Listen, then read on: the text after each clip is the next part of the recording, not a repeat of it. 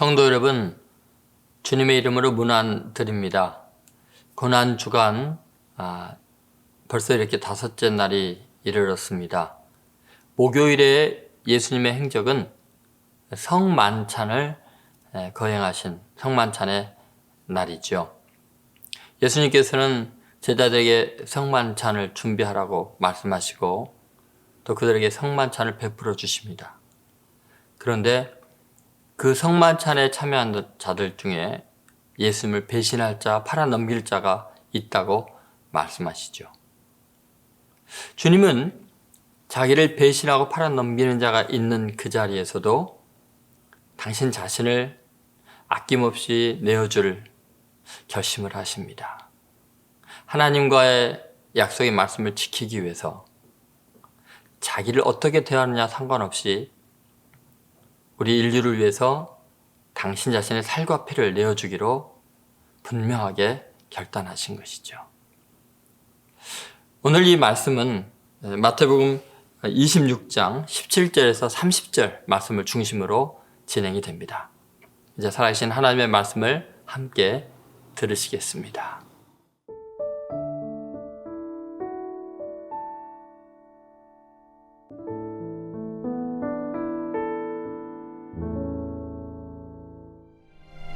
무교절의 첫날에 제자들이 예수께 나와서 이르되 유월절 음식 잡수실 것을 우리가 어디서 준비하기를 원하시나이까? 성한 아무에게 가서 이르되 선생님 말씀이 내 때가 가까이 왔으니 내 제자들과 함께 유월절을 내 집에서 지키겠다 하시더라 하라. 제자들이 예수께서 시키신 대로 하여 유월절을 준비하였더라. 저물 때 예수께서 12제자와 함께 앉으셨더니 그들이 먹을 때 이르시되 내가 진실로 너희에게 이르노니 너희 중에 한 사람이 나를 팔리라. 그들이 몹시 근심하여 각각 여짜오되 주여, 나는 아니지요. 주여, 나는 아니죠. 나와 함께 그릇에 손을 넣는 그가 나를 팔리라. 인자는 자기에 대하여 기록된 대로 가거니와 인자를 파는 그 사람에게는 화가 있으리로다. 그 사람은 차라리 태어나지 아니하였더라면 제게 좋을 뻔하였느니라. 예수를 파는 유다가 대답하여 라삐야, 나는 아니지요. 네가 말하였도다.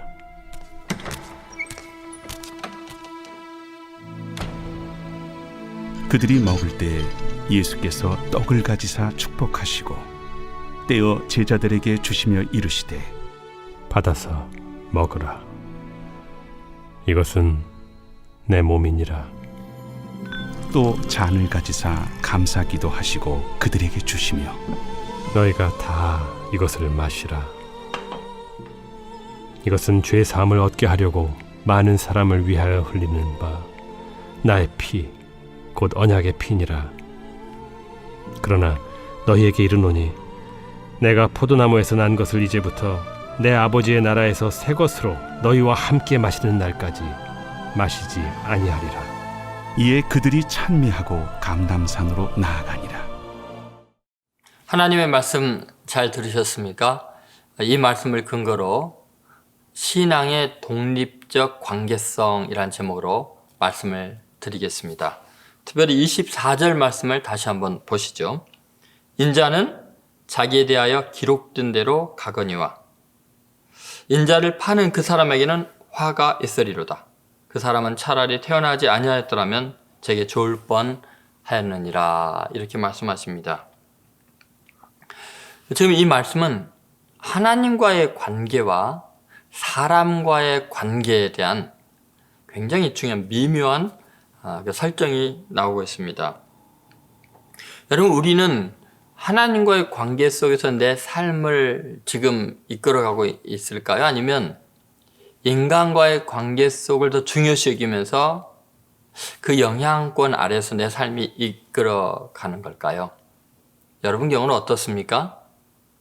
하나님의 말씀으로 인한 내 삶이 규정이 되고 이끌려지는지, 아니면 사람과의 관계 속에서 영향을 많이 받아서 사람 때문에 내 삶의 유형이 바뀌고 방향이 바뀌고 있는지 생각해 봐야 합니다. 정신분석학에서 베이직 트러스트라는 말이 있습니다. 이것은 한 2년에서 한 3년 정도 아이들이 생성하게 되는 아주 중요한 신뢰감입니다. 세상에 대한 신뢰감인데요. 배신을 당할 때 가장 힘든 이유가 뭐냐면 이 베이직 트러스트를 건드리게 되면 인간은 이 지지벽이 무너지는 공허감을 느끼고 공포를 느끼게 된다는 거죠. 특별히 이 배신이라는 것이 이 베이직 트러스트를 무너뜨리고 흔드는 아주 심각한 일을 일으키게 됩니다. 오늘 본문에 나오는 예수님의 말씀을 보면은 예수님은 지금 제자들을 위해서, 인류를 위해서 십자가에서 피를 흘리시고 생명을 내어주시고 구원할 그 길을 가고자 하는데 그 주님을 배신하고 배반하는 일이 일어나게 됩니다. 이것은 굉장히 큰 공포와 충격을 주게 되어 있습니다. 여러분 그렇잖아요? 여러분 누군가를 사랑하고 그를 위해서 헌신하고 희생하고자 하는데 오히려 내가 많은 희생을 거쳐서 섬기려고 하는 그 사람이 나를 배신하고 팔아넘긴다면 그 고통과 충격이 얼마나 크겠습니까? 그러면 그 사람을 위해서 희생하려고 했던 모든 걸 접어버리고 오히려 복수로 전환하지 않겠습니까? 오히려 미워하지 않겠습니까? 근데 우리 주님은 그렇게 인간이 나에게 어떻게 했느냐보다 하나님께서 나에게 뭐를 원하시는가 하나님의 말씀을 더 소중히 여기는 그런 행동을 하고 계신 거죠. 그래서 이 성만찬은 굉장히 중요한 메시지를 우리에게 주고 있습니다. 그 자체로도 위대하지만 그 상황 설정이 얼마나 하나님과의 관계가 견고했는지 그 신앙의 독립적인 관계성을 잘 보여주고 있는 거죠. 여러분 예수님은 흔들림 없이 지금 자기에 대해서 기록된 대로 간다고 했습니다. 지금 배신의 아픔을 겪으시면서도 하나님의 말씀대로 하나님의 뜻대로 하나님과의 관계가 변하지 않고 순종하겠다고 말하는 거죠. 예를 들어서 26장 23절을 보시죠. 대답하여 이르시되 나와 함께 그릇에 손을 넣는 그가 나를 팔리라. 여러분 하나님께서는 지금 사랑하는 아들 예수님을 가슴 아프게 바라보고 계십니다. 그런데 그의 제자 중에 이렇게 예수님을 팔 자가 있다는 것을 예수님은 알고 계셨죠. 그때 하나님의 마음이 얼마나 아프셨을까. 이 말씀을 하시는 아들의 그 모습을 보면서 하나님께서 이 말씀을 취소하고 싶지 않았을까요? 예수님의 가야 될 그 길을 좀 바꾸고 싶지 않았을까요? 그런데 그 아들은 분명히 이렇게 이야기합니다. 26장 24절에 인자는 자기에 대하여 기록된 대로 가거니와. 이 말을 들은 하나님의 마음이 어떨까요?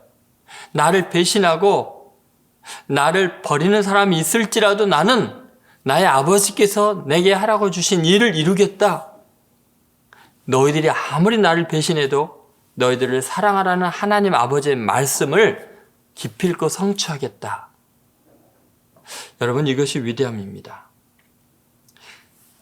자기를 파는 자의 활동과 자기가 가는 길은 전혀 갈등을 일으키고 있지도 않습니다. 사람이 자기에게 어떻게 하는지는 하나님과의 관계에 영향을 미치지 않는다는 것입니다. 예수님은 자신의 일생을 하나님께서 주도적으로 이끄시도록 완전히 하나님께 맡겼습니다. 이것이 신앙의 독립적 관계성입니다. 하나님과의. 여러분 우리는 이것이 잘 안 되기에 문제입니다. 내가 사랑했던 사람들이 배신당하거나 내가 헌신하려고 했던 사람들에게 상처를 받으면 갑자기 하나님의 뜻대로 살아가는 길을 멈추고 내 육신의 혈기를 따라서 분함을 따라서 억울함을 따라서 말하고 행동하기 쉽지요. 그것은 신앙의 독립적 관계성의 특징을 몰라서 그렇습니다. 우리 기독교 신앙은 하나님과 나와의 그 독특한 관계를 세상에 어떤 시련이나 어떤 사람이나 어떤 상황도 바꿀 수 없습니다. 그래서 사도 바울도 그랬지 않습니까? 그리스도 예수 안에는 하나님의 사랑에서 끊을 수가 없다고. 환난이나 적신이나 위협이나 칼이랴 세상의 어떤 것도 그 신앙의 독립적 관계성을 파괴할 수 없다는 것입니다. 여러분, 주님께서는 지금 이 성만찬을 통해서 우리에게 이 사실을 알려주고 있습니다. 내 살을, 내 피를 너희를 위해 주겠다. 너희 중에 나를 팔 자가 있어도 나는 하나님의 뜻대로 내가 너희들의 생명의 양식이 되겠다 말씀하신 거죠. 여러분, 주님께서 사람들의 배신에 흔들림이 없는 이유가 뭘까요? 그것은 하나님의 말씀에 철저하게 순종하기 때문에 그렇습니다. 여러분, 우리는 때로 많이 흔들립니다. 그 흔들리는 이유는요, 하나님의 말씀을 순종하지 않기 때문입니다. 하나님의 말씀에 대한 확신이 없기 때문입니다. 너무 세상 사람들을 의지하기 때문에 그렇습니다. 여러분, 하나님의 말씀이 세상 사람들, 권위 있는 어떤 사람들보다 더 위대하다는 것을 잊지 말아야 합니다. 시편 146편 3절 5절에 그 유명한 말씀이 있지 않습니까?